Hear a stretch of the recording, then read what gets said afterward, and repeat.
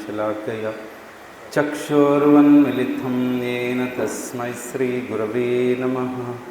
श्रीचैतन्यमनोभीष्टं स्थापितं येन भूतले स्वयं रूपगदामह्यं ददाति सुखदान्वितं वन्देऽहं श्रीगुरु श्रीयुतापदकमलं श्रीगुरुं वैष्णवां च श्रीरूपां साग्रजातं सहगणरघुनाथां तं सजीवं साद्वैतं सावधूतं परिजनसहितं कृष्णचैतन्यदेवं श्रीराधाकृष्णपादान् सगणललितविशाखान्वितं च कृष्णा करुणा सिन्धु दीनबन्धो जगत्पते गोपेश गोपिकान्त राधाकान्त नमस्तुते। तप्तकाञ्चन गौराङ्गी राधवृन्दावनेश्वरी वृषभानुसुतदेवी प्रणमामि हरिप्रिये। वाञ्छाकल्पतरुश्च कृपा सिन्धुभवेव च पतितानां पावनेभ्यो वैष्णवेभ्यो नमो नमः। जय श्री कृष्ण चैतन्य प्रभु नित्यानंद श्री अद्वैत गदाधर शिवासदि गौरभक्त। हरे कृष्ण कृष्ण कृष्ण हरे हरे, हरे राम राम राम हरे हरे। नमो ओं विष्णुपादाय कृष्णपृष्ठाभूतले श्रीमते भक्तिवेदांत स्वामी इति नामिने। नमस्ते सरस्वती देवे गौरवाणी प्रचारिणे निर्विशेषशून्यवाद पाश्चात्यदेशतारिणे। नमो विष्णुपादाय कृष्णपृष्ठाभूतले गोपाल कृष्ण गोस्वामी नामने प्रभुपाद साहित्यम यहाँ प्रचारितवान् साधु तदा इति नमः। हरे कृष्ण, ಎಲ್ಲರಿಗೂ ಸ್ವಾಗತ। 17ನೇ ಚಾಪ್ಟರ್ ಬುಕ್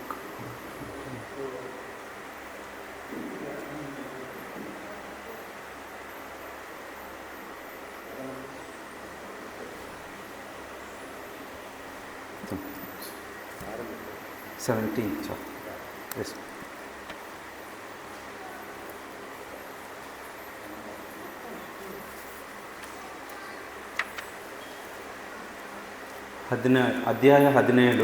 17ನೇ ಚಾಪ್ಟರು ಶ್ರದ್ಧಾತ್ರಯ ವಿಭಾಗ ಯೋಗ, ಶ್ರದ್ಧೆಯ ಪ್ರಭೇದಗಳು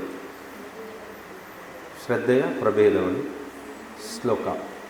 ಅಂದರೆ ಈ ಚಾಪ್ಟರ್ ಜಸ್ಟ್ ಮೊದಲನೇ ಶ್ಲೋಕ ಮಾತ್ರ ಓದೋಣ, ಆಮೇಲೆ ಪೂರ್ತಿ ಚಾಪ್ಟರಲ್ಲಿ ಏನಿದೆ, ಕೃಷ್ಣ ಏನು ಹೇಳ್ತಾ ಇರೋದನ್ನು ಚರ್ಚೆ ಮಾಡೋಣ.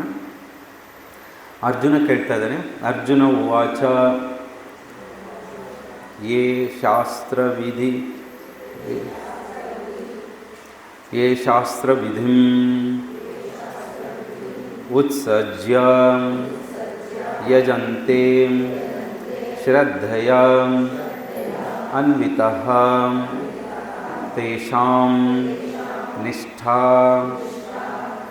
कृष्ण सत्वम् अहो रजा तमः।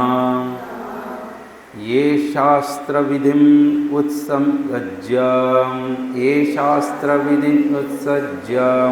यजन्ते श्रद्धयान्वितः तेषां निष्ठा तु का कृष्ण स्वत्वमोहारजस्तमः। ये शास्त्रविधिम् उत्सज्य यजन्ते श्रद्धयान्वितः तेषां निष्ठा तु का कृष्ण सत्वमोहोरजस्तमः। ಅರ್ಜುನ ಉವಾಚ ಅರ್ಜುನನು ಹೇಳಿದನು, ಯಾರು ಶಾಸ್ತ್ರವಿಧಿಗಳನ್ನು ಉತ್ಸಜ್ಯ ತ್ಯಜಿಸಿ ಯಜಂತೆ ಪೂಜಿಸುತ್ತಾರೋ ಶ್ರದ್ಧೆಯಿಂದ ಅನ್ವಿತಃ ಕೂಡಿದವರಾಗಿ ತೇಷಾಂ ಅವರ ನಿಷ್ಠಾ ಶ್ರದ್ಧೆಯು ತು ಆದರೆ ಏನು ಕೃಷ್ಣನೇ ಸತ್ವಗುಣದ್ದು ಅಹೋ ಅಥವಾ ರಜೋಗುಣದ್ದು ತಮೋಗುಣದ್ದು. ಅನುವಾದ. ಅರ್ಜುನನು ಪ್ರಶ್ನಿಸಿದನು, ಕೃಷ್ಣ ಧರ್ಮಶಾಸ್ತ್ರಗಳ ತತ್ವಗಳನ್ನು ಅನುಸರಿಸದೆ ತಮ್ಮ ಕಲ್ಪನೆಗೆ ಅನುಗುಣವಾಗಿ ಪೂಜೆ ಮಾಡುವವರ ಸ್ಥಿತಿ ಏನು? ಅವರ ಸತ್ವಗುಣದವರೇ, ರಜೋಗುಣದವರೇ, ತಮಸಗುಣದವರೇ? ಭಾವಾರ್ಥ. ಶಿಲಪ್ರಭುಪಾದ್ ಕಿ ಜೈ. 4ನೇ ಅಧ್ಯಾಯದ 39ನೇ ಶ್ಲೋಕದಲ್ಲಿ ಹೀಗೆ ಹೇಳಿದೆ: ಒಂದು ಪೂಜಾ ವಿಧಾನವನ್ನೇ ಶ್ರದ್ಧೆಯಿಂದ ಆಚರಿಸಿಕೊಂಡು ಬಂದವನು ಕ್ರಮೇಣ ಜ್ಞಾನದ ಹಂತಕ್ಕೆ ಏರುತ್ತಾನೆ ಮತ್ತು ಶಾಂತಿ, ಶ್ರೇಯಸ್ಸುಗಳನ್ನು, ಅತ್ಯುನ್ನತ ಪರಿಪೂರ್ಣತೆಯನ್ನು ಸಾಧಿಸುತ್ತಾನೆ. ಶಾಸ್ತ್ರದಲ್ಲಿ ವಿಧಿಸಿರುವ ತತ್ವಗಳನ್ನು ಪಾಲಿಸಿದವರವನಿಗೆ ಅಸುರ ಎಂದು ಹೆಸರು. ಈ ಶಾಸ್ತ್ರವಿಧಿಗಳನ್ನು ನಿಷ್ಠೆಯಿಂದ ಪಾಲಿಸುವವನಿಗೆ ದೇವ ಎಂದು ಹೆಸರು ಎಂದು 16ನೇ ಅಧ್ಯಾಯದಲ್ಲಿ ನಿರ್ಣಯಿಸಿದೆ. ಶಾಸ್ತ್ರದ ವಿಧಿಗಳಲ್ಲಿ ಹೇಳಿಲ್ಲದ ಇರುವ ಕೆಲವು ನಿಯಮಗಳನ್ನು ಮನುಷ್ಯನು ಶ್ರದ್ಧೆಯಿಂದ ಅನುಸರಿಸಿದರೆ ಅವನ ಸ್ಥಿತಿ ಏನು? ಅರ್ಜುನನ ಈ ಸಂಶಯವನ್ನು ಕೃಷ್ಣನು ಪರಿಹರಿಸಬೇಕು. ಮನುಷ್ಯೊಬ್ಬನನ್ನು ಆರಿಸಿಕೊಂಡು ಅವನು ದೇವರನ್ನಾಗಿ ಮಾಡಿ ಅವನಲ್ಲಿ ನಂಬಿಕೆ ಇಟ್ಟು ಅವನನ್ನು ಪೂಜಿಸುತ್ತಿರುವವರು ಸತ್ವದಲ್ಲಿ ಪೂಜಿಸುವವರೇ, ರಜಸದಲ್ಲಿ ಪೂಜಿಸುವವರೇ, ತಮಸದಲ್ಲಿ ಪೂಜಿಸುವವರೇ. ಇಂಥವರ ಬದುಕಿನಲ್ಲಿ ಪರಿಪೂರ್ಣತೆಯನ್ನು ಪಡೆಯುವವರೇ. ನಿಜವಾದ ಜ್ಞಾನದ ನೆಲೆಗೊಂಡ ಅತ್ಯಂತ ಪರಿಪೂರ್ಣತೆಯ ಸ್ಥಿತಿಗೆ ಏರಲು ಅವರಿಗೆ ಸಾಧ್ಯವೇ? ಶಾಸ್ತ್ರಗಳ ನಿಯಮಬಂಧಗಳನ್ನು ಅನುಸರಿಸದಿದ್ದರೂ ಯಾವುದೇ ಒಂದು ಭಕ್ತಿಯನ್ನಿಟ್ಟುಕೊಂಡು ದೇವತೆಗಳನ್ನು ಮನುಷ್ಯರನ್ನು ಪೂಜಿಸುವವರಿಗೆ ಅವರ ಪ್ರಯತ್ನಗಳಲ್ಲಿ ಯಶಸ್ಸು ದೊರೆಯುವುದೇ? ಅರ್ಜುನನು ಕೃಷ್ಣನಿಗೆ ಈ ಪ್ರಶ್ನೆಗಳನ್ನು ಕೇಳುತ್ತಾನೆ. ದೇವೋತ್ತಮ ಪರಮಪುರುಷನು ಹೀಗೆ ಹೇಳಿದನು: ದೇಹಧಾರಿಯಾದ ಆತ್ಮನು ಪಡೆದ ಪ್ರಕೃತಿ ಗುಣಗಳಿಗೆ ಅನುಗುಣವಾಗಿ ಮನುಷ್ಯನು ಶ್ರದ್ಧೆಯ 3 ಬಗೆಗಳೆದ್ದು ಆಗಿರಬಹುದು: ಸತ್ವಿಕ, ರಾಜಸ, ತಮಸ. ಈಗ ಈ ಬಗ್ಗೆ ಕೇಳಿ. ಈ 17ನೇ ಚಾಪ್ಟರ್ ಏನಿದೆ ಇದರಲ್ಲಿ ಕೃಷ್ಣ ಶ್ರದ್ಧೆ ಬಗ್ಗೆ, ಇಂಗ್ಲೀಷಲ್ಲಿ ಏನು ಹೇಳ್ತಾರೆ, ಫೇತ್ ಅಂತ. ಇವಾಗ ನಮಗೆ ಯಾವುದೋ ಒಂದರಲ್ಲಿ ಶ್ರದ್ಧೆ ಇರಬೇಕು, ಇದ್ದರೆ ಮಾತ್ರ ನಾವು ಮಾಡ್ತೀವಿ. ಇವಾಗ ಉದಾಹರಣೆಗೆ ನೀವೆಲ್ಲ ಇಲ್ಲಿ ಬಂದಿದ್ದೀರಾ, ನಿಮಗೆಲ್ಲ ಭಗವದ್ಗೀತೆ ಮೇಲೆ ನಿಮಗೆ ಶ್ರದ್ಧೆ ಇದೆ ಅಲ್ವಾ? ನಮಗೂ ಇದೆ, ನಿಮಗೂ ಇದೆ. ಆ ಶ್ರದ್ಧೆ ಇದ್ದಿದ್ದಕ್ಕೋಸ್ಕರ ಇಲ್ಲಿ ಬಂದಿದ್ದೀವಿ, ಇಲ್ಲಿ ಕೂತ್ಕೊಂಡು ಕೇಳ್ತಾ ಇದ್ದೀವಿ. ಆ ಶ್ರದ್ಧೆ ಇಲ್ಲ ಅಂದರೆ ನಾವು ಬರೋದಿಲ್ಲ, ಕೇಳೋದಿಲ್ಲ. ಇವಾಗ ಎಲ್ಲೋ ಒಂದು ಕಾರ್ಯಕ್ರಮ ನಡೀತಾ ಇರುತ್ತೆ, ಯಾವುದೋ ಒಂದು ಅಲ್ಲಿ ವಿಚಾರವನ್ನು ಚರ್ಚೆ ಮಾಡ್ತಾ ಇರ್ತಾರೆ. ನಮಗೆ ಅದ್ರ ಮೇಲೆ ಶ್ರದ್ಧೆ ಇಲ್ಲ ಅಂತ ಇಟ್ಕೊಳ್ಳಿ, ನಾವು ಹೋಗೋದಿಲ್ಲ ಅಲ್ಲಿ ಅಲ್ವಾ? ಎಲ್ಲಿ ನಮಗೆ ಶ್ರದ್ಧೆ ಇದ್ದರೆ ಅಲ್ಲಿ ಮಾತ್ರ ನಾವು ಹೋಗ್ತೀವಿ. ಶ್ರದ್ಧೆ ನಾವು ಇಂಟ್ರೆಸ್ಟು ಅಂತ ಹೇಳ್ಬೋದು. ನಮ್ಗೆ ಇಂಟ್ರೆಸ್ಟ್ ಇಲ್ಲ ಅಂದರೆ ನಾವು ಅಲ್ಲಿ ಹೋಗೋದಿಲ್ಲ, ಕೇಳೋದಿಲ್ಲ. ಸೊ ಅದನ್ನೇ ಅರ್ಜುನ ಪ್ರಶ್ನೆ ಕೇಳ್ತಾ ಇದ್ದಾರೆ ಕೃಷ್ಣನಿಗೆ. ಏನು ಪ್ರಶ್ನೆ ಕೇಳ್ತಾ ಇದ್ದಾರೆ ಅಂದರೆ, ಇವಾಗ ಕೆಲವರೆಲ್ಲ ತಮ್ಮದೇ ಆದ ಒಂದು ವಿಧಿಯಲ್ಲಿ ಭಕ್ತಿಯನ್ನು ಮಾಡ್ತಾ ಇದ್ದಾರೆ, ಸ್ಪಿರಿಚುವಲ್ ಆ್ಯಕ್ಟಿವಿಟೀಸ್, ಯಾವುದೋ ಒಂಥರ ಭಕ್ತಿಯನ್ನು ತಮ್ಮದೇ ವಿಧಿವಿಧಾನಗಳಲ್ಲಿ ತಮ್ಮದೇ ಸೃಷ್ಟಿ ಮಾಡಿಕೊಂಡು ಅಂಥವರ ಗತಿ ಏನು ಅಂತ ಪ್ರಶ್ನೆ ಕೇಳ್ತಾ ಇದ್ದಾರೆ. ಒಂದು ಶಾಸ್ತ್ರದ ಪ್ರಕಾರ ಭಕ್ತಿ ಮಾಡೋದು, ಇನ್ನೊಂದು ತಮ್ಮದೇ ಆದ ವಿಧಾನದಲ್ಲಿ. ಇವಾಗ ಯಾರೋ ಒಂದು ಸ್ವಾಮೀಜಿ ಅಂತ ಯಾವುದೋ ಒಂದು ಈ ಥರ ಮಾಡಿ, ಈ ಥರ ಧ್ಯಾನ ಮಾಡಿ ನಿಮಗೆ ದೇವರು ಸಿಗ್ತಾರೆ, ಇಲ್ಲ ನಿಮಗೆ ಒಂದು ಮುಕ್ತಿ ಸಿಗುತ್ತೆ, ಇಲ್ಲ ನಿಮಗೆ ಸ್ವರ್ಗ ಸಿಗುತ್ತೆ ಅಂತ ಹೇಳಿದ್ರು ಅಂತ ಇಟ್ಕೊಳ್ಳಿ. ಅದು ಶಾಸ್ತ್ರದಲ್ಲಿ ಇಲ್ಲ, ಅದು ಶಾಸ್ತ್ರದ ಪ್ರಕಾರ ಇಲ್ಲ. ಆ ಥರ ಮಾಡಿದರೆ ಅವರ ಗತಿ ಏನು ಅಂತ ಇಲ್ಲಿ ಅರ್ಜುನ ಪ್ರಶ್ನಿಸ್ತಾ ಇದ್ದಾನೆ. ಯಾಕಂದರೆ ಕಲಿಯುಗದಲ್ಲಿ ಈ ಥರನೇ ಜಾಸ್ತಿ ನಾವು ನೋಡ್ತೀವಿ. ಇವಾಗ ಎಷ್ಟೋ ಆಶ್ರಮಗಳಿದೆ ಅಲ್ವಾ? ಎಷ್ಟೋ ಸಾವಿರಾರು ಆಶ್ರಮಗಳಿದೆ. ಅಲ್ಲಿ ಪೂಜೆ ಮಾಡ್ತಾರೆ, ಅಲ್ಲಿ ಕೂಡ ಪೂಜೆ ಮಾಡೋರು ಇರ್ತಾರೆ. ಅಲ್ಲಿ ಕೂಡ ಏನೋ ಒಂದು ಭಗವದ್ಗೀತೆ ಅಂತಲೇ ಹೇಳ್ತಾರೆ, ಭಾಗವತಮ್ ಅಂತ ಹೇಳ್ತಾರೆ. ಇಲ್ಲ ಯಾವುದೋ ಒಂದು ಅವರದೇ ಆದ ಒಂದು ವಿಧಿವಿಧಾನ ಇರುತ್ತೆ ಪೂಜೆ ಮಾಡೋದು. ಸೊ ಅದು ಶಾಸ್ತ್ರದ ಪ್ರಕಾರ ಇದೆಯಾ ಇಲ್ವಾ ಅನ್ನೋದು ಪ್ರಶ್ನೆ. ಅದು ನಾವು ನೋಡಬೇಕು. ನಾವು ನೋಡಿಲ್ಲ ಅಂದರೆ ಏನಾಗ್ಬಿಡ್ತೀವಿ? ಕೃಷ್ಣ ಏನು ಹೇಳ್ತಾನೆ ಅಂದರೆ, 3 ತರಹದ ಶ್ರದ್ಧೆಗಳಿರುತ್ತಂತೆ. 3 ಥರ ಯಾವುದು? ತಮೋಗುಣ, ರಜೋಗುಣ, ಸತೋಗುಣ. ಶ್ರದ್ಧೆ ಕೂಡ ಅದರ ಪ್ರಕಾರನೇ ಇರುತ್ತೆ. ಇವಾಗ ತಮೋಗುಣದಲ್ಲಿರೋರ ಶ್ರದ್ಧೆ ಯಾವುದರಲ್ಲಿರುತ್ತೆ? ಚೆನ್ನಾಗಿ ತಿನ್ನಬೇಕು, ನಿದ್ದೆ ಮಾಡಬೇಕು, ಎಂಜಾಯ್ ಮಾಡಬೇಕು ಅಂಥದ್ರಲ್ಲಿ ಶ್ರದ್ಧೆ. ಅವರು ಅಲ್ಲಿ ಹೋಗ್ತಾರೆ. ಎಲ್ಲಿ ಅವ್ರಿಗೆ ಚೆನ್ನಾಗಿ ತಿನ್ನಕ್ಕೆ ಸಿಗುತ್ತೋ, ಎಲ್ಲಿ ಮದುವೆ ಇಲ್ಲ ಯಾವುದಾದ್ರೂ ಒಂದು ಸಮಾರಂಭ ಅಲ್ಲಿ ಚೆನ್ನಾಗಿ ಸಿಗುತ್ತೆ ಅಂತಂದರೆ ಅಲ್ಲಿ ಹೋದು. ಅದು ತಮೋಗುಣದಲ್ಲಿರೋರಂಥ ಶ್ರದ್ಧೆ. ಇನ್ನೊಂದು ನೆಕ್ಸ್ಟು ಅಂದರೆ ರಜೋಗುಣ.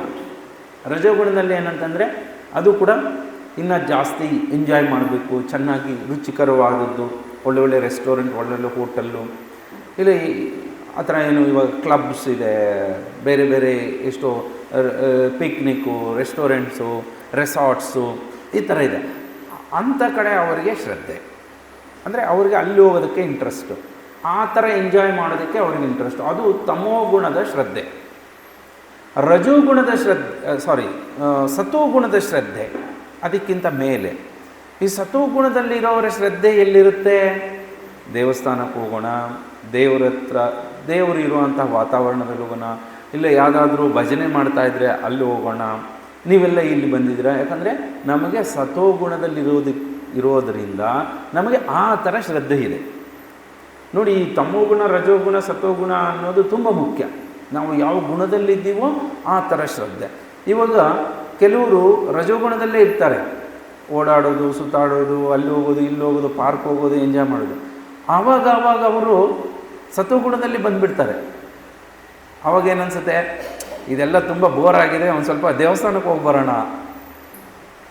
ಈ ತಮೋಗುಣ, ರಜೋಗುಣ ಒಂದೊಂದು ಸತಿ ನಾವು ಕೂಡ ತಮೋಗುಣಕ್ಕೆ ಹೋಗ್ಬಿಡ್ತೀವಿ. ನಾವು ಕೂಡ ಒಂದೊಂದು ಸತಿ ನಾವು ಚೇಂಜ್ ಆಗ್ತಾ ಇರ್ತೀವಿ. ಇದು ಒಂದೊಂದು ಸತಿ ನಾವು ರಜೋಗುಣಕ್ಕೆ ಹೋದಾಗ ತುಂಬ ಆಯ್ತಪ್ಪ, ತುಂಬ ಯಾವಾಗಲೂ ಭಗವದ್ಗೀತೆನೇ, ಯಾವಾಗಲೂ ದೇವಸ್ಥಾನನೇ, ಸ್ವಲ್ಪ ಹಂಗೆ ಸುತ್ತಾಡ್ಕೊಂಬರೋಣ, ತಿನ್ಕೊಂಬರೋಣ ಅನಿಸುತ್ತೆ. ಆವಾಗ ನಾವು ರಜೋಗುಣಕ್ಕೆ ಬರುತ್ತೆ ನಮ್ಮ ಮೈಂಡು ಹಿಂಗೆ ಚೇಂಜ್ ಆಗ್ತಾ ಇರುತ್ತೆ. ಇವೇನಂದರೆ ಚೆನ್ನಾಗಿ ಯಾವುದಾದ್ರೂ ಸಿನಿಮಾ ನೋಡೋಣ, ಸ್ವಲ್ಪ ಔಟಿಂಗ್ ಹೋಗೋಣ. ಸೊ ಇವಾಗ ಅದು ರಜೋಗುಣ. ಇನ್ನು ಈ 3 ಗುಣಗಳ ಮೇಲೆ ಶುದ್ಧ ಸತ್ವ ಅಂತ ಹೇಳ್ತಾರೆ, ಅದು ಪ್ಯೂರ್ ಗುಡ್ನೆಸ್ ಅಂತ. ಇವು 3ರ ಮೇಲೆ ಇರೋರೇ ಅವರು ಇದನ್ನೆಲ್ಲ ಬಿಟ್ಟು ಬರೀ ಭಕ್ತಿಯಲ್ಲೇ ಇದು ಬಿಡ್ತಾರೆ. ಅವರು ವಾಪಸ್ ಈ 3 ಗುಣದಲ್ಲಿ ಬರೋದೇ ಇಲ್ಲ. ಸ್ವಲ್ಪ ಹೋಗಿ ಸುತ್ತಾಕೊಂಬರೋಣ, ತಿನ್ನೋಣ, ಇಲ್ಲ ಫ್ರೆಂಡ್ಸ್ ಹತ್ರ ಮಾತಾಡೋಣ, ಸ್ವಲ್ಪ ಎಂಜಾಯ್ ಮಾಡೋಣ, ಇದು ಅವ್ರಿಗೆ ಅನ್ಸೋದು. ಯಾಕಂದರೆ 3 ಗುಣಗಳಿಂದ ಮೇಲೆ ಹೋಗ್ಬಿಟ್ಟಿದೆ. ಅದು ಶುದ್ಧ ಸತ್ವ.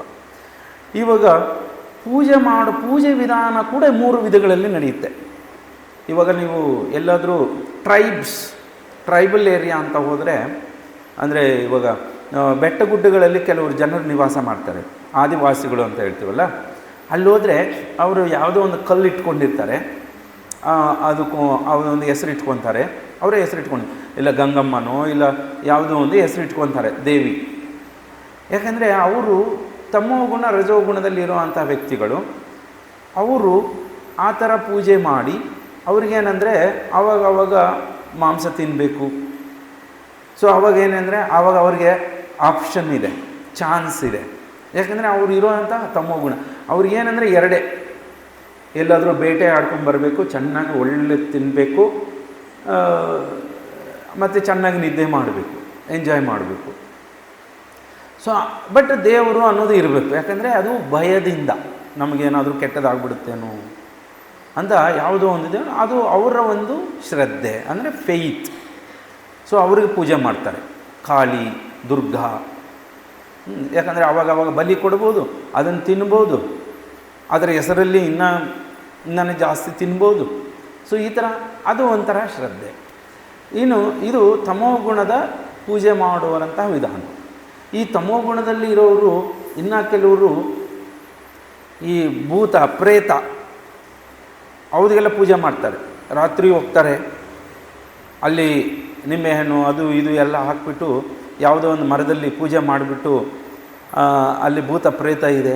ಸೊ ಈ ತಮೋಗುಣದಲ್ಲಿರೋವಂತಹ ಪೂಜಾ ವಿಧಾನ ಇದು. ಮತ್ತು ಇನ್ನು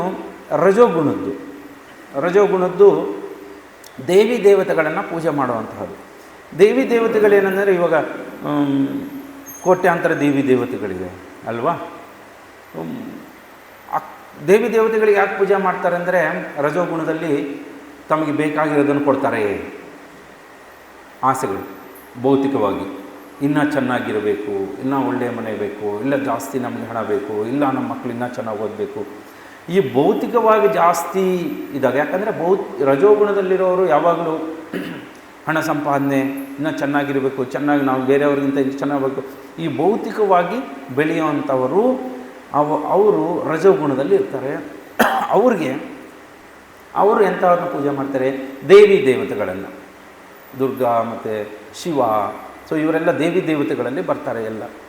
ಅವ್ರೇನಂತಂದರೆ ಬೇಗ ಕೊಟ್ಬಿಡ್ತಾರೆ ಏನು ಬೇಕಾದರೂ.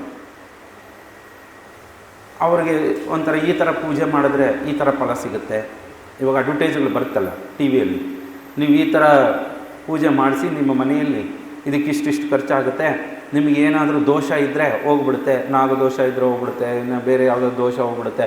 ಸೊ ಈ ಥರ ತುಂಬ ಅಡ್ವರ್ಟೈಸ್ಮೆಂಟ್, ಇದೊಂಥರ ಬಿಸ್ನೆಸ್ ಆಗ್ಬಿಟ್ಟಿದೆ ಅಲ್ವಾ. ತುಂಬ ಜನ ಮಾಡ್ತಾರೆ, ನಮಗೂ ಫೋನ್ ಬರುತ್ತೆ ಅವಾಗ, ನೀವು ಇಷ್ಟೊಂದು ಹಣ ಕಟ್ಬಿಡಿ, ನಿಮಗೆ ಈ ಥರ ಪೂಜೆ ಮಾಡಿಸ್ತೀವಿ, ನಿಮ್ಮ ಮನೆಯಲ್ಲಿ ಏನೇ ಒಂದು ದೋಷ ಇದ್ದರೂ ಹೋಗ್ಬಿಡುತ್ತೆ ಅಂತ. ಇದರಲ್ಲಿ ತುಂಬ ಜನ ನಂಬ್ತಾರೆ ಕೂಡ, ಸಾವಿರಾರು ಜನ ನಂಬ್ತಾರೆ. ಸೊ ಅದಕ್ಕೋಸ್ಕರನೇ ಈ ಥರ ಬಿಸ್ನೆಸ್ ಜಾಸ್ತಿ ಆಗಿಬಿಟ್ಟಿದೆ ಅಲ್ವಾ. ಮತ್ತು ನಿಮಗೆ ಜ್ಯೋತಿಷ್ಯ ಹೇಳ್ತೀವಿ, ನಿಮ್ಮ ಜೀವನದಲ್ಲಿ ಏನಾಗುತ್ತೆ. ಸೊ ಇವೆಲ್ಲ ಏನಾಗುತ್ತೆ ರಜೋಗುಣದಲ್ಲಿ. ಯಾರಾದರೂ ನಮಗೆ ಬಂದು ಹೇಳಿಬಿಟ್ರೆ, ಇಲ್ಲ ನಿನಗೆ ಒಂದು ತಿಂಗಳು 2 ತಿಂಗಳು ನಿಮಗೇನೋ ಒಂದು ದೋಷ ಇದೆ ಅಂತ ಹೇಳ್ಬಿಟ್ರೆ ನಾವು ಬೈತ್ಕೊಂಡ್ಬಿಡ್ತೀವಿ, ಮನೇಲಿ ನಿದ್ದೆ ಬರಲ್ಲ ಇನ್ನು ಆಮೇಲೆ. ಆವಾಗ ನಿಮಗೆ ದೋಷ ಇದೆ, ಆದರೆ ಅದಕ್ಕೊಂದು ಪರಿಹಾರ ಇದೆ. ಏನು, ಈ ಥರ ಒಂದು 20 ದಿನ ಒಂದು ಯಜ್ಞ ಮಾಡಿಸಿ ನಿಮ್ಮ ಮನೆಯಲ್ಲಿ ಆ ದೋಷ ಪರಿಹಾರ ಆಗಿಬಿಡುತ್ತೆ. ಇಮ್ಮಿಡಿಯೇಟಾಗಿ ನಾವು ಒಪ್ಕೊಂಡ್ಬಿಡ್ತೀವಿ. ಅದಕ್ಕೆ ಎಷ್ಟಾದರೂ ಖರ್ಚಾಗಲಿ ಪರವಾಗಿಲ್ಲ, 20,000 50,000 1 ಲಕ್ಷ ಕಟ್ಬಿಟ್ಟು ಅದನ್ನು ಮಾಡಿಬಿಡ್ತೀವಿ. ಸೊ ಈ ಥರ ಜನರು ಕೆಲವರು ಈ ಒಂದು ವೀಕ್ನೆಸ್ಗಳನ್ನ ಹಿಡ್ಕೊಂಡು ಎಕ್ಸ್ಪ್ಲಾಯ್ಟೇಷನ್ ಏನಂತಾರೆ ಕನ್ನಡದಲ್ಲಿ? ದಬ್ಬಾಳಿಕೆ. ಮತ್ತು ಎಕ್ಸ್ಪ್ಲಾಯ್ಟೇಷನ್ ಅಂತಂದರೆ ನಮ್ಮ ಹತ್ರ ಆ ವೀಕ್ನೆಸ್ ಅಂದ್ಕೊಂಡು ನಮ್ಮನ್ನು ಆಟ ಆಡಿಸೋದು. ಸೊ ಇದು ರಜೋ ಗುಣದಲ್ಲಿರೋದು. 90% ಇದರಲ್ಲೇ ಇದ್ದಾರೆ ಅಲ್ವಾ. ಇವಾಗ ಎಲ್ಲೋ ದೂರ ಹೋಗ್ಬಿಟ್ಟು ಆ ದೇವಸ್ಥಾನಕ್ಕೆ ಹೋದರೆ ನಿಮ್ಗೆ ಒಳ್ಳೇದಾಗುತ್ತೆ, ಅಲ್ಲಿ ಪೂಜೆ ಮಾಡಿಸ್ಕೊಂಡ್ಬಂದರೆ ಅಲ್ಲಿ ಹೋಗೋದು ಅಲ್ವಾ. ಕುಕ್ಕೆ ಸುಬ್ರಹ್ಮಣ್ಯಗೆ ಹೋದರೆ ಎಲ್ಲ ಪರಿಹಾರ ಆಗ್ಬಿಡುತ್ತೆ ಅಂತ ಅಲ್ಲಿ ಹೋಗೋದು. ಸೊ ಈ ಥರದ್ರಲ್ಲೇ 90% ಜನ ಇದರಲ್ಲಿ ಇದು ರಜೋಗುಣದ ಶ್ರದ್ಧೆ. ಇನ್ನು ಸತೋಗುಣದಂದರೆ ನಿಜವಾದ ನಂಬಿಕೆ ಭಗವಂತನ ಮೇಲೆ, ಅದು ನಿಜವಾದ ಪ್ರೀತಿಯಿಂದ ಮಾಡುವಂಥದ್ದು. ಅದರಲ್ಲಿ ನಮಗೆ ಹೆಚ್ಚು ನನಗೆ ಇದು ಬೇಕು ಅದು ಬೇಕು ಅನ್ನೋದು ಇರುತ್ತೆ, ಆದರೆ ಜಾಸ್ತಿ ನಮಗೆ ನಂಬಿಕೆ ಮತ್ತು ಪ್ರೀತಿ ಪ್ರೇಮ ಇರುತ್ತೆ ಸತೋಗುಣದಲ್ಲಿ. ಆ ಸತೋಗುಣದಲ್ಲಿರೋರು ಭಗವದ್ಗೀತೆಯಲ್ಲಿ ಹೇಳಿರೋದ್ರ ಮೇಲೆ ನಂಬಿಕೆ ಇರುತ್ತೆ. ಕೃಷ್ಣ ಈ ಥರ ಹೇಳಿದ್ದಾರೆ ಭಗವದ್ಗೀತೆ. ಇದು ನೋಡಿದ ತಕ್ಷಣ ನಮಗೆ ಈ ಒಂದು ಪಿಕ್ಚರ್ ಇದೆಯಲ್ಲ, ನಾನು ಫಸ್ಟ್ ಟೈಮ್ ನನಗೆ ಭಗವದ್ಗೀತೆ ಕ್ಲಾಸ್ ಅಟೆಂಡ್ ಮಾಡಿದಾಗ ಈ ಪಿಕ್ಚರ್ ದೊಡ್ಡ ಸ್ಕ್ರೀನ್ ಮೇಲೆ ಹಾಕಿದ್ರು. ಅಷ್ಟು ಸ್ಕ್ರೀನ್ ಮೇಲೆ ಈ ದೊಡ್ಡ ಪಿಕ್ಚರ್ ನೋಡಿಬಿಟ್ಟೆ ನನಗೊಂಥರ ಇದೇ ಕರೆಕ್ಟು ಅನಿಸ್ಬಿಡ್ತು. ಸೊ ಅದು ಶ್ರದ್ಧೆ. ಈ 17ನೇ ಚಾಪ್ಟ್ರಲ್ಲಿ ಎಲ್ಲ ಕೃಷ್ಣ ಆ ಶ್ರದ್ಧೆ ಬಗ್ಗೆ ಹೇಳ್ತಾ ಇದ್ದಾರೆ. ಯಾವ ಥರ ಜನಕ್ಕೆ ಯಾವ ಥರ ಶ್ರದ್ಧೆ ಇರುತ್ತೆ ಅಂತ ನೋಡಿ. ಇವಾಗ ಸಾಧಾರಣವಾಗಿ ಈ ಪಿಕ್ಚರ್ ನಾವು ನೋಡ್ತೀವಲ್ವ ಎಲ್ಲ ಕಡೆ ಭಗವದ್ಗೀತೆ. ಇನ್ನು ಕೆಲವರಿಗೆ ಭಗವದ್ಗೀತೆ ನೋಡಿದ ತಕ್ಷಣ ಅವರಿಗೆ ಎಲ್ಲಿಲ್ಲದಂತಹ ಒಂದು ಶ್ರದ್ಧೆ ಬಂದುಬಿಡುತ್ತೆ. ಇದೇ ಕರೆಕ್ಟು. ಒಂದು ಸತಿ ಏನಾಯ್ತಂದರೆ ಬಾಂಬೆಯಲ್ಲಿ ನಮ್ಮ ಇಸ್ಕಾನ್ ಭಕ್ತರು ಈ ಬುಕ್ ಡಿಸ್ಟ್ರಿಬ್ಯೂಟ್ ಮಾಡ್ತಾರೆ.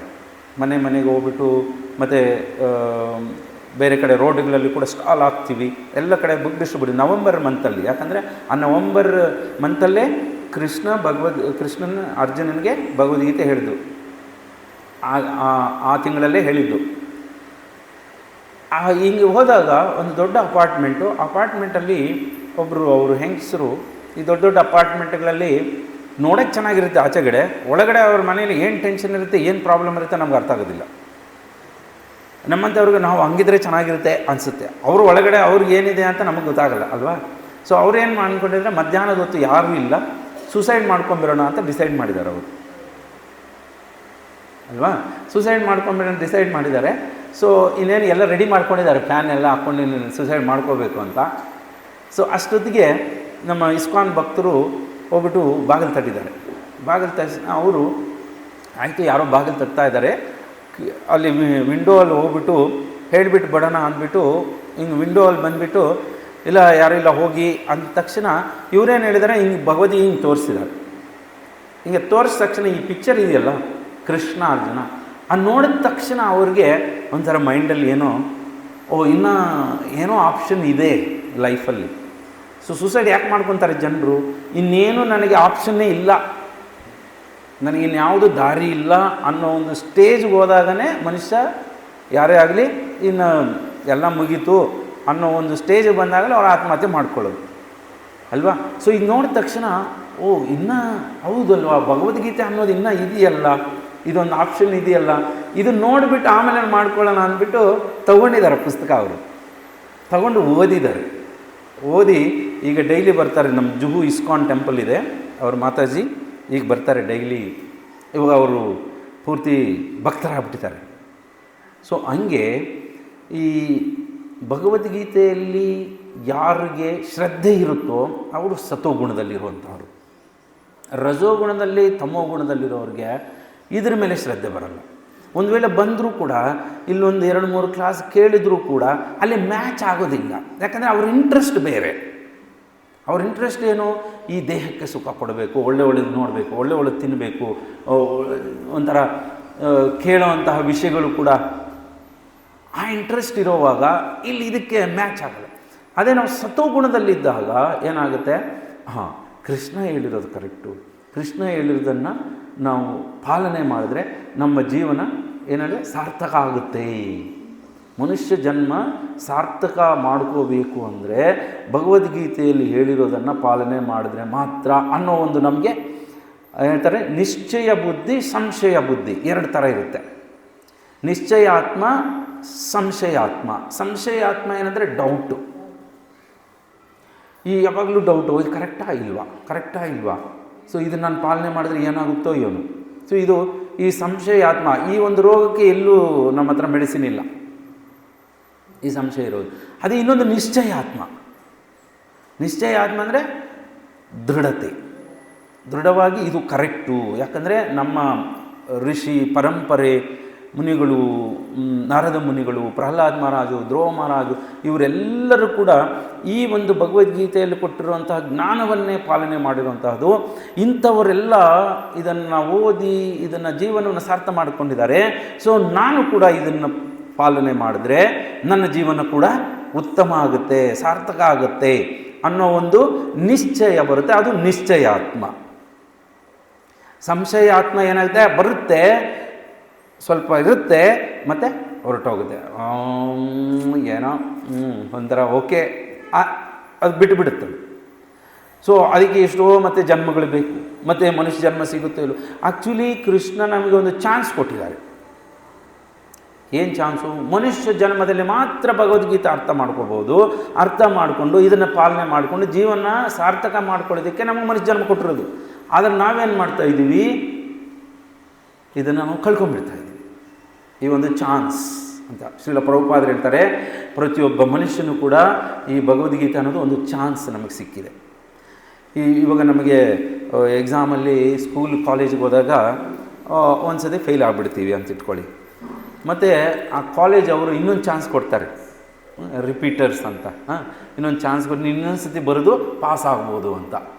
ಸೊ ಆವಾಗ ಸ್ವಲ್ಪ ಎಚ್ಚೆತ್ಕೊಂಡು, ಇಲ್ಲ ಈ ಚಾನ್ಸ್ ಕಳ್ಕೊಂಡ್ರೆ ನಾನು ಮತ್ತೆ ನನಗೆ ಸಿಗಲ್ಲ. ಎಷ್ಟು 2 ಚಾನ್ಸು 3 ಚಾನ್ಸ್ ಇರುತ್ತೆ. ಆ 2-3 ಚಾನ್ಸ್ಗಳಲ್ಲಿ ನಾವು ಅವರು ಪಾಸ್ ಮಾಡ್ಕೊಂಡ್ಬಿಡ್ಬೇಕು. ಇಲ್ಲ ಅಂದರೆ ಅಷ್ಟೇ, ಮುಗಿದೋಯ್ತು, ಫೇಲ್. ಸೊ ನಮಗೆ ಕೂಡ ಭಗವಂತ ಕೂಡ ಈ ಥರ ಚಾನ್ಸ್ ಕೊಡ್ತಾರೆ. ಇವಾಗ ನಮಗೆಲ್ಲ ಒಂದು ಚಾನ್ಸ್ ಸಿಕ್ಕಿದೆ, ಇವಾಗ ಇದನ್ನು ಮಾಡ್ಕೊಳ್ಳಿ.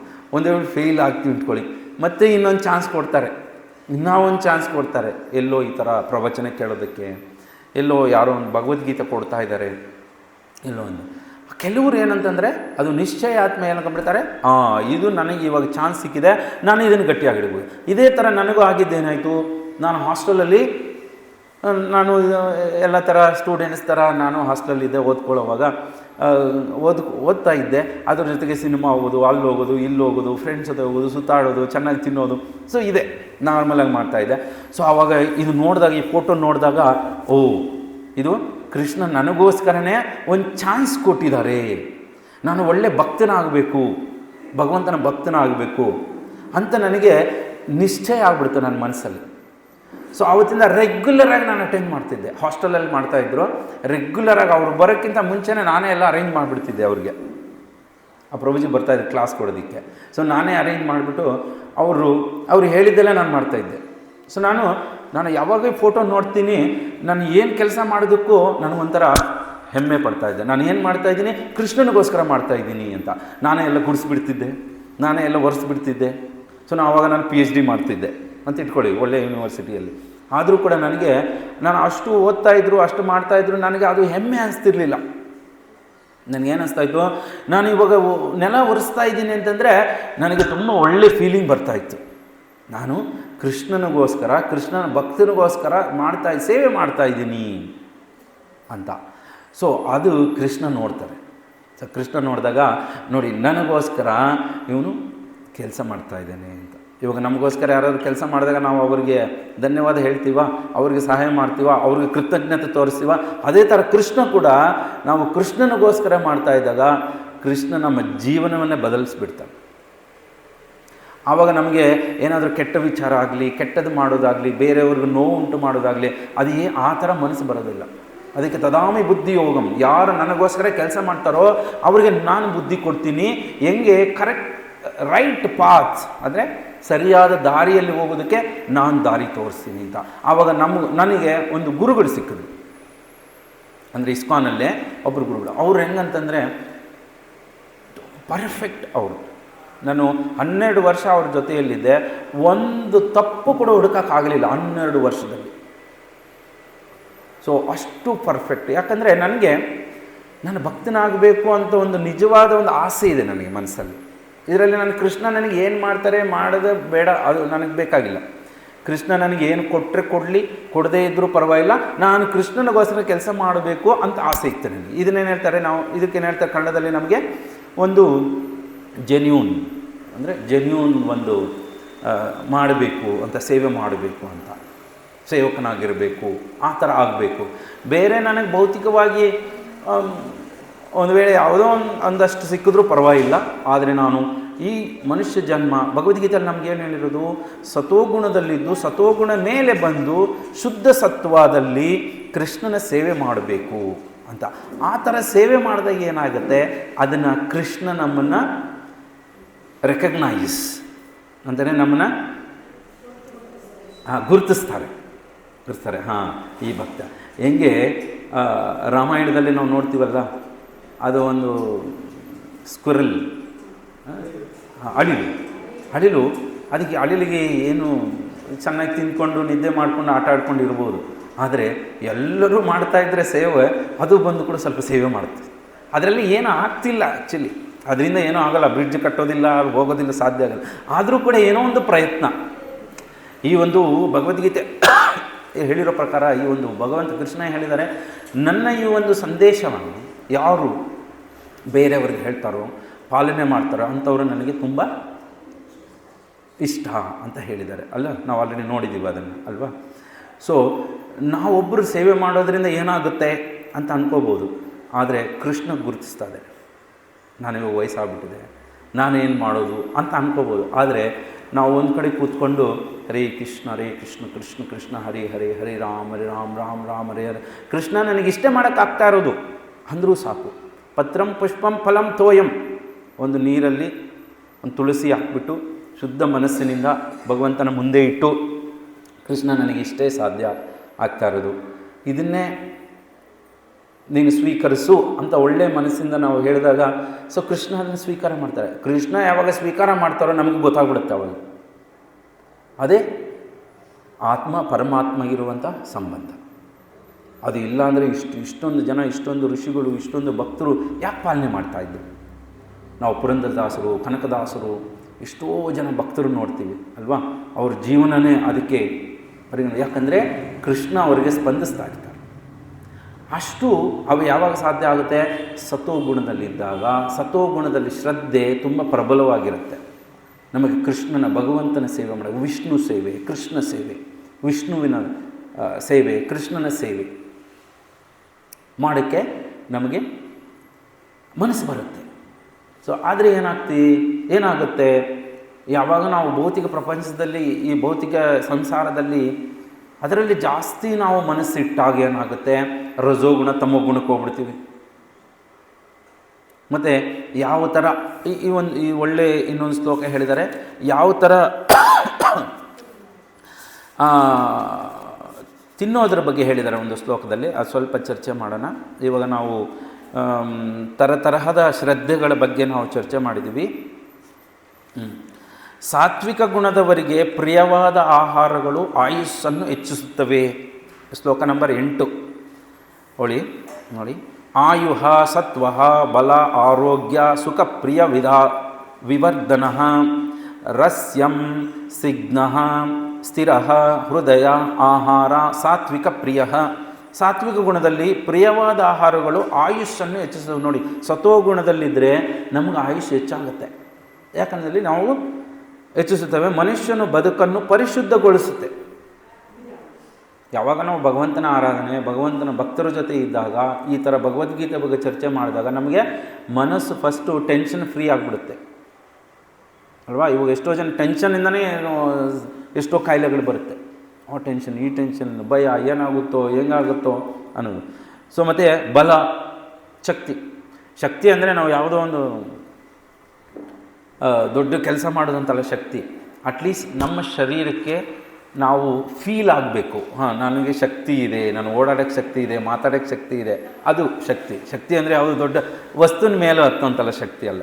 ಇವಾಗ ಒಂದೊಂದು ಸತಿ ನಾವು ತುಂಬ ವೀಕ್ ಫೀಲ್ ಆಗ್ತೀವಿ ಅಲ್ವಾ, ತುಂಬ ಸುಸ್ತಾಗ್ಬಿಡುತ್ತೆ. ಆ ಥರ ಅಲ್ಲ. ಇದು ಸತ್ವಗುಣದಲ್ಲಿರುವಂತಹ ಒಂದು ಏನು ಹೇಳ್ತೀವಿ, ಬಲ, ಆರೋಗ್ಯ, ಸುಖ, ನೆಮ್ಮದಿ. ಸುಖ ಅಂದರೆ ಒಂದು ಎಲ್ಲೋ ಹೋಗ್ಬಿಟ್ಟು ಚೆನ್ನಾಗಿ ತಿಂದು ಎಲ್ಲ ಸುತ್ತಾಡ್ಕೊಂಬಂದು ಅಲ್ಲಿ ಒಳ್ಳೊಳ್ಳೆ ರುಚಿಕರವಾಗಿ ತಿಂದರೇನೇ ಅಲ್ಲ ಸುಖ.